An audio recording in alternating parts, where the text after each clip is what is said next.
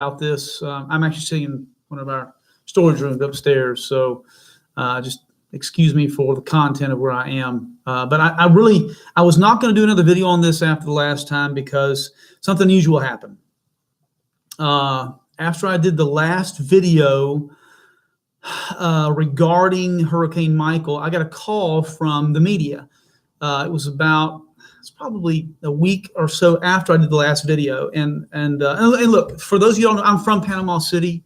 My dad's office is still there in Panama City, and it's been decimated by the storm.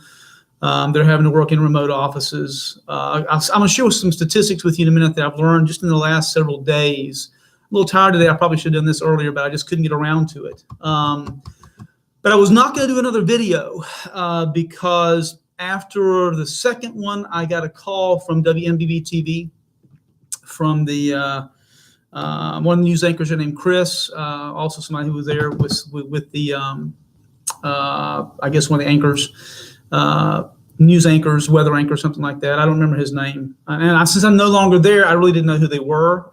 So I'm sure you all there in Panama City will know. But WMBB TV called, and were asking me where I got some of the information that I got, particularly related to just the wind speeds. So I'm going to read a couple things here to you in a minute. But first, let me just tell you this. I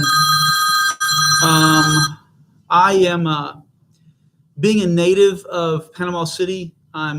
It's my hometown.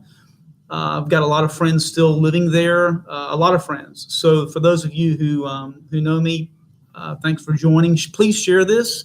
I don't really have the answers, but I'm going to debunk one thing that I said that I shared early on. And here's what I'm going to debunk.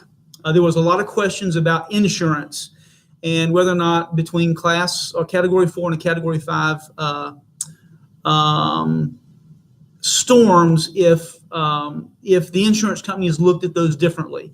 And here's what I learned. Sorry if I gave bad information. I think I said I wasn't sure. Here's what I've learned, and that is the insurance may look at flood differently, and they may look at wind damage differently. It's really not the category of the storm. So some people are able to easily get flood insurance and wind damage insurance as it relates to hurricanes, but not necessarily any difference between a category 4 and a category 5 storm, the way insurance companies look at them. So hope that'll ease some of you as far as some conspiracy type stuff goes on out there. But there's some other things that are very unsettling. I mean, very disturbing.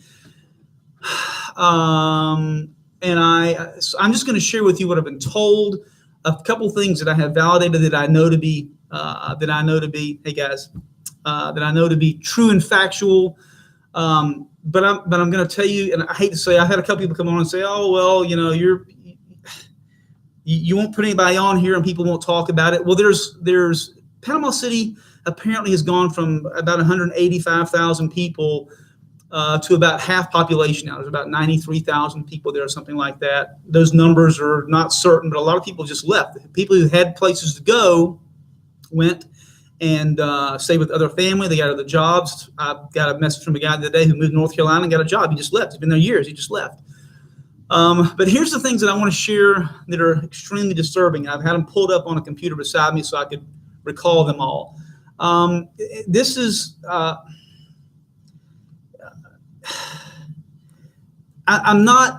don't want to share this part here as factual, but I will tell you that the numbers are definitely higher than what we're being told. And I'm going to reread another one that I read earlier. This is a friend of mine. Her son is in law enforcement, and he said, we were told to break protocol. Mark the street where the deceased were, contact the coroner's office, and move on. So the law enforcement was literally told to break protocol because apparently there was so many people that were killed during the storm. And again, I don't know, I've got some theories as to why maybe, but I don't really understand why the numbers are not being given out adequately or accurately. But let me read this other one. This is one of the most, so this is from a friend of mine. I've known this guy 30 years. He says, okay, I stand corrected. I spoke with a friend of mine that is with the ATF. For those of you who don't know who that is, that's the Alcohol, Tobacco, and Firearms. It says there were 229 people at the local morgue, and he went to Mexico Beach on day 4 after the storm, and there were, I don't know how to say this. He said there were body parts everywhere. He found, I'm not going to read that. I can't even read that. It's pretty graphic. But he apparently was there with the Coast Guard. The Coast Guard retrieved over 50 bodies out of the St. Joe Bay, estimated to be 750 to 800 in total that have passed. He also, now this is the reason I wasn't going to come back on and do another Facebook Live, because of this one point right here. He said he spoke with one of the military officials from Tyndall Air Force Base, and the wind gauge broke at Tyndall at 195 miles per hour. That's Hurricane Andrew. For those of you all who remember Hurricane Andrew back in the day, like it was right around, I forgot what year it was, when I graduated college, early 90s, I think.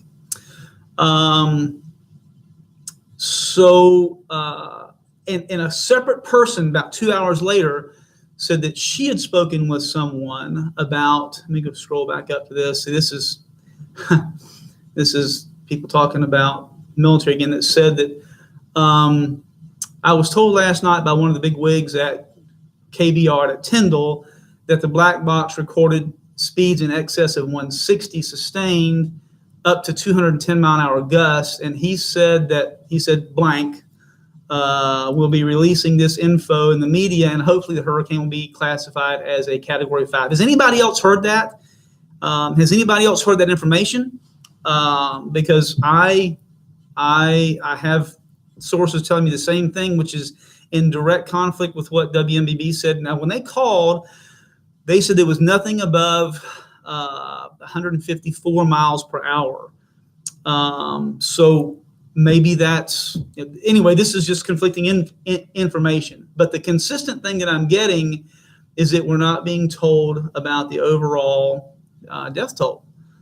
And I'm going to give some, I hate even giving speculation, but this is the last thing that I'm going to read. I'm just going to say he even concurred what I've been told about bodies washing up at Tyndall property. I do not know what conspiracy theory is happening in our town, but it honestly frightens me that the corrupt media may be intervened. I won't read all that because some of it sounds a little too conspiracy theorist for me. I just want to try to be straightforward. I don't want to come across like a nut. Not that you're a nut, my friend. Just I don't necessarily want to share this.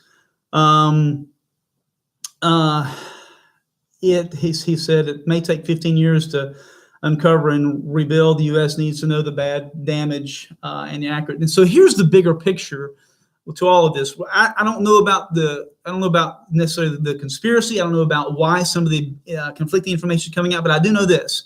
I know that Panama City is hurting. And I know that there's been a lot of people their businesses have been devastated, their families have been devastated, their lives have been devastated.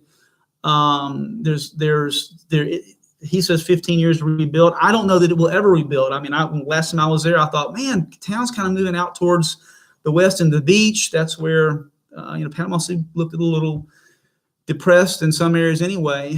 I thought, I wonder what's going to happen in Panama City. The long-term devastating effect of this is what it's going to do to families and economy and businesses and all the things that are there in Panama City. The rest of the world needs to know what has happened in Panama City. The media's really, they've moved on to other things. And so Panama City, share this because people really need to know just how bad it is there. We've got a lady here who's got a nonprofit organization who's trying to get some stocking stuffers down for children for Christmas. There's another friend of mine there, John. I would say your last name, but you may not want people to know. He's got an organization trying to do Toys for Tots in Panama City area as well. There's a lot of great things that are going on in Panama City as far as people pulling together and trying to find the resources. But I do think that more resources would come in if we could get out some of the truth about what's happened, some of the devastation. It's just I just can't believe some of the things that I saw when I was there and some of the pictures that have come in afterwards. So I'm only going to ask this. There are two other people, I have not mentioned their stories here. I've mentioned them in a previous videos, two other people who are scared to death about losing their jobs with regards to some HIPAA violations if they give me some information that would validate a lot of what we're saying. The rest of Panama City needs you. The rest of Bay County needs you. Mexico Beach needs you. Those people that have been affected by this storm, they need you to get the information out. I'm not going to use your name, but I certainly want to use the information that you have. Being these people in the medical field, I'm going to implore you, I'm going to ask you, please share that information with me. Let's get some written, documented information so I don't just have to come on here and read people's communications from Messenger. I mean, I appreciate that. Don't get me wrong. I appreciate the messages, but truthfully, we need the documented information so that we can go back to the media that will get some of this out beyond what we've originally been told, and try to get some more help and money and resources pumped into Panama City. Somebody just asked, if the truth were out, what would that change? I just said it. What it will change is the world's perception of Bay County and what has really happened there. And when people know that there's more devastation beyond what's originally been reported, that brings in more resources. That brings in other volunteer groups that can help with money, food, and shelter. Apparently, we've gone from, and I said something about this earlier, around 193,000 people living in Bay County to around 90,000. The population has gone down half. You talk about devastating. That's why we need to know the truth. The truth is Panama City, Bay County, Mexico Beach, that entire area, Lynn Haven. I'm not trying to single out anyone. Just the rest of the world knows Panama City Beach, right? That information, that truth will bring about resources, I do believe, and it will bring in some more media attention that Panama City needs. Why some of these other numbers are skewed, I don't know yet. I can only surmise like anyone else, but it's probably, I should have done this earlier in the day because I'm tired. It's the end of Friday. It's been a busy week here. But Panama City, we love you all. Our travelers in South Florida have no, yeah, you're right, Scott. They don't. They have no idea. Really care about Panama City and a lot of people that are there. Let's see if we can get some documented information so we can get a bigger media to pick this up again. Bless you all. Have a great night. And I'm sorry that I don't have more than I have, but maybe we'll come back with something that will be helpful. Maybe we'll get that thing that'll get us the attention again that Panama City needs. You have a great night. Sorry for getting emotional.